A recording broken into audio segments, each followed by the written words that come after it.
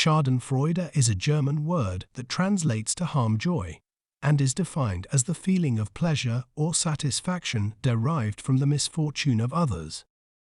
It is a negative emotion that can be seen in many different forms, such as gossiping about someone else's misfortune, laughing at someone else's bad luck, or even taking pleasure in someone else's hardship. Schadenfreude is considered to be a very bad emotion because it is rooted in selfishness and envy. It is a sign of immaturity and lack of empathy, as it shows that one is not able to feel compassion for another person's suffering.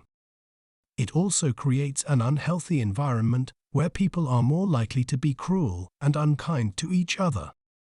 Furthermore, it can lead to feelings of guilt and shame, as it is not a positive emotion to have.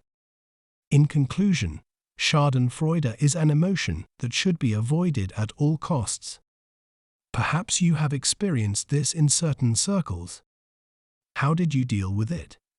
Did you ignore this or challenge it? We would love to hear from you below in the comment section. Thank you for watching. Please like, comment and subscribe.